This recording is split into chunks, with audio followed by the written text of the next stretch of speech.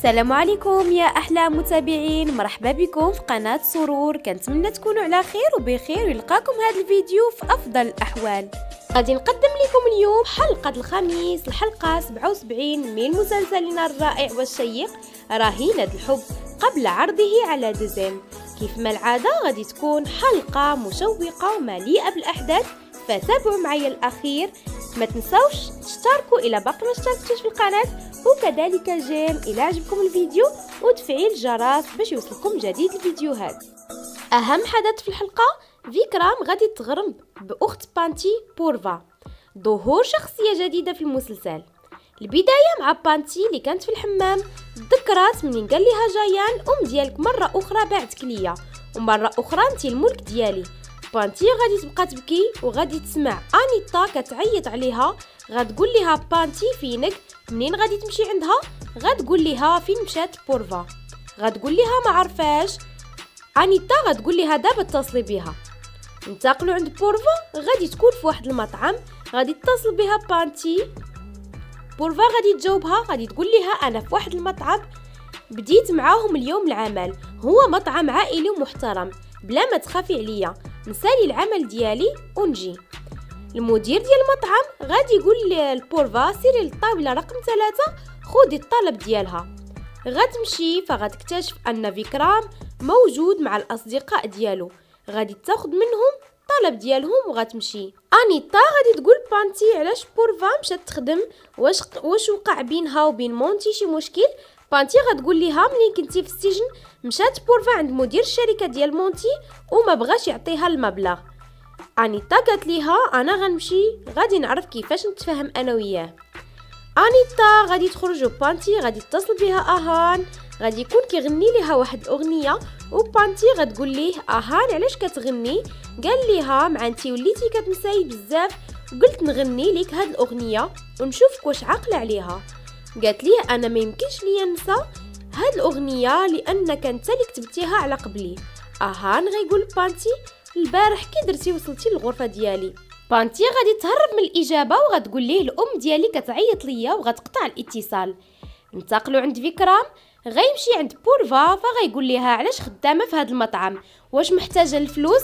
راه نقدر نعطيك داكشي اللي محتاجه او اكثر. غتقول ليه انا دابا محتاجه انك تبعد مني وتخليني نكمل العمل ديالي. فيكرام غيقول لها انتي دابا وحده من العائله، الا محتاجه المساعده نقدر نقدمها ليك. غتقول ليه المساعده اللي غتقدم ليا هي تمشي من قدامي وتخليني نخدم. غيقول ليها ما تمثليش عليا انك بريئه لانني عارفك اشنو كتسواي. مدير شركه مونتي غيجي البيت ديال جايان، فجايان غادي تعصب بزاف وغيقول ليه كيفاش تجرأتي وجيتي عندي حتى البيت. غيقول ليه جيت وجبت معايا واحد الخبر زوين، راه مونتي مشى لندن وكلف واحد المديره باش توقع عقد مع اهان وبانتي. جايان غيعطيه واحد المبلغ كبير وغيقول مزيان مونتي كيفكر مزيان باش يساعدني في نجاح الخطه ديالي. بورفا غادي ترجع للبيت، غتقول لها الام ديالها علاش مشيتي تخدمي؟ غتقول لها مشيت نخدم على الاقل هاد العمل شريف ونقدر نقول الناس فاش خدامه. انيتا غتشد بورفا من الفك ديالها وغتقول لها هاد اللسان طويل هو اللي خلى مونتي بعد عليك. بورفا غتقول لها انا ما عارفه والو على مونتي، فين كاين واشنو كيدير؟ انيتا غادي تبغي تتصل بمونتي لكن بورفا ما غاديش تخليها وغتقول لها ما بغيتش نعرف عليه والو، فاش احتاجيتو ما لقيتوش، دابا انا غنكمل في هذا العمل وغنعتمد على راسي. انتقلوا عند فيكرام، من بعد ما شرب بزاف غيرجع للبيت ديالو، غتبان ليه الزوجه ديالو قدام المرآة، فغيمشي عندها وغتخيل ليه هي بورفا، فغيقول ليها فين كنتي شحال وانا كنتظرك. ريتشا غادي تعرفو ماشي في الوعي ديالو، فغادي تاخذ واحد الكاس ديال الماء وغادي تخويه ليه على وجهه وغيقول ليها ريتشا اشنو كديري؟ غتقول ليه انا الزوجه ديالك واش فقدتي الذاكره. في الصباح في البيت ديال انيتا، اهان غيمشي عند بانتي، منين غادي تفيق وتلقاه حداها غتقول ليه خلعتيني. غيقول ليها علاش منين جيتي عندي البارح ما خلعتينيش وانتي منين كتشوفيني كتخلعي؟ واش هاد الوجه الزوين ولا كيخلعك؟ وغادي يبقاو كيضحكوا. في البيت ديال اهان الام ديالو كتشوف التصاميم اللي غدير بانتي. جايان في الغرفه مع شيطال، غيدير ليها واحد الشال ديال العرائس على الراس ديالها، وغيقول ليها حبيبه ما تفهمينيش غلط، هذا ماشي ديالك وانما ديال الضره ديالك. وغيوضعوا على واحد الدميه اللي غتكون واقفه قدامه، وغيقول ليها اكيد ناقصك شي حاجه. غيقول شيطان ممكن حبيبه ناخذ شويه من المكياج ديالك، وغياخذ واحد الاحمر ديال الشفاه وغادي يوضعوه على الفم ديال الدميه. شيطان كتنفس بواحد الصعوبه لانها معصبه، وجايان كيقول ليها جيتي زوينه بزاف، اكيد انتي غادي تكوني عروس، ولكن ماشي كنت هاد البيت، وانما غترجعي الماضي ديالك وغترجعي الملك ديالي خاصه بيا. فيكرام غادي يدخل عند شيطان، غادي يمشي عندها غيوكلها وغيقول لها انا عارفك انك مقلقه بزاف لان بانتي غتجي كنت هاد البيت، وانا ما قادر ندير والو. الام ديال اهان ما عندهاش باش تشري المجوهرات البانتي، وغادي تحط المجوهرات ديالها باش تعطيهم بانتي. مناف غادي يقول لها ما غاديش نسمح ليك تعطي المجوهرات ديالك البانتي، انا اللي غادي نتكلف. فغتجي الاخت ديال اهان كايرا غتقول لهم انا اللي غادي نتكلف، لان هاد المجوهرات شريتهم ليا، انا ما عنديش مع المجوهرات بزاف. جايان غيقول لفيكرام ما تقلقش لان هاد البيت ما غيكون فيه حتى عرس. فيكرام غيقول الاب ديالو انت ما رفضتيش هاد العرس. جايان غيقول ليه انا ما وافقتش عليه.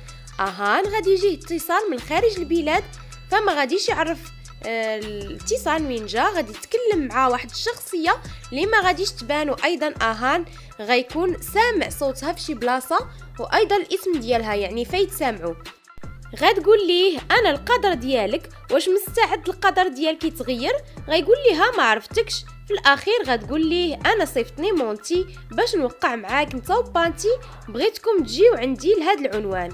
بولفا مع الاخت ديالها اللي غتقول ليها المكان اللي كتشتغل فيه راه محترم، بلا ما تخاف ما غادي يوقع ليها والو. اهان غادي تتصل بانتي في هذه اللحظه، غادي يقول ليها دابا بغيتك تلبسي لان اتصلت بيا المديره ديال المهرجان كبير وبغاتنا نجيو عندها دابا. بانتي غادي تفرح بزاف وغادي تفرح حتى الام ديالها وبولفا. مناف غادي يدخل الغرفه ديال جايان، وقبل ما يدخل غادي يدق الباب. جايان غادي يقول ليه برافو عليك تعلمتي بزاف ديال الحوايج في وقت قصير. مناف غيقول ليه انا باقي كنحترمك على وجه شيطان والعلاقه اللي بينك وبيننا، ودابا جيت نطلب منك تبعد على طريق ديال بانتي واهان. جايان غيقول ليه شحال جاوني ديال الرسائل وصلوني بزاف، اش كنتي كتقول المشاكل؟ المشاكل ولدك اللي كيقلب عليهم ماشي انا، هو اللي خاصو يبعد عليا من طريقي، ولا بعد من طريقي فما غاديش تقرب ليه حتى شي حاجه. مناف غادي يخرج من الغرفه. انتقلوا عند بانتي واهان. الاخت ديال بانتي بولفا والصديق ديال اهان مشاو لداك العنوان اللي عطاتهم المديره، كانوا فرحانين بزاف. وفي واحد اللحظه غادي يطفى الضوء. بانتي غادي تقول اهان وغادي تعرف انه في واحد المكان بحال القفص غتجي واحد البنت اللي غتكون صديقه ديال اهان، غادي تقول ليه انت نسيتيني ولكن انا ما نسيتكش، علاش ما بقيتيش كتسول فيا؟ غيقول ليها عيت ما نقلب عليك ولكن ما لقيتكش. ومن بعد غادي تحل عليه داك القفص وغادي تعنقو. غادي يقول ليها كنقدم ليك الحبيبه ديالي اللي غتكون من دابا اسبوعين الزوجه ديالي. غتقول ليه اكيد غادي نحضر العرس ديالكم، وغادي تقول لهم خاصكم تدربوا باش تجيو في هذا المهرجان. فيكرام غادي يكون فرحان بزاف وغادي يقول لريتشا انا فعلا فرحان لهادشي اللي وصل ليه اهان. الام ديال بانتي اللي غتكون كدير مساج لبانتي لانها عيات بزاف من التدريبات، وكذلك اهان غادي تكون معاه الاخت ديالو ودائما كتبقى معاه في التدريب. الام ديال اهان اللي غتكون مع واحد الشخص اللي هو بحال كاهن، غتقول ليه اختار لينا شي يوم مناسب اللي ما غاديش يكونوا فيه المشاكل لزواج اهان. غادي يقول لهم الابن ديالك غادي يتعرض لواحد المشكل كبير وهذا الزواج ما غاديش يكمل، يمكن تعطيني المعلومات ديال البنت اللي معاه باش نتاكد من هادشي اللي غادي يوقع. الام ديال اهان غادي تعطي المعلومات لذاك الشخص وغادي يقول لها مبروك لهاد البنت، من بعد الاسبوعين غتكون كنا في هاد البيت. الام ديال بانتي كتشوف المشروب في واحد المجله وكتقول انت جايان غادي يعطيني الفلوس، انا توحشتك بزاف، مشروبات ديالي. انيتا غادي يجيها واحد الاتصال، غادي يسحب ليها جيان، لكن ملي غادي تشوف الهاتف غتقول هذا الاتصال جا من جهه اخرى، جهه العادات والتقاليد. الام ديال اهان بارنا غتقول انيتا اسبوعين وغنديروا العرس ديال بانتي واهان. انيتا غتقول ليها كنتمنى جيان ما يدير حتى شي حاجه باش يوقف هاد الزواج. غتقول ليها ما تخافيش حتى شي واحد ما غادي يوقف هاد الزواج اهان وبانتي. من بعد غادي تقطع الاتصال معاها. انيتا غادي تشوف الصوره ديال بانتي وغادي تقول ليها سمحي لي يا بنتي بزاف لانني ما غاديش نوقف ضد جيان، وهو اكيد ما غاديش يخلي هاد الزواج يكمل. كان هذا اخر مشهد من حلقه اليوم، كنتمنى ينال اعجابكم ونتلاقاو ان شاء الله في الحلقه القادمه. عجبكم الفيديو ما تبخلوش عليا باللايك ديالكم. الا كنتو مازال ما اشتركتوش في القناه دخلوا دابا اشتركوا فيها وما تنسوش تفعلوا الجرس باش توصلوا بالحلقات المقبله. شكرا لكم على المتابعه، دمتم في رعايه الله وحفظه، وكنتمنى لكم فرجه ممتعه.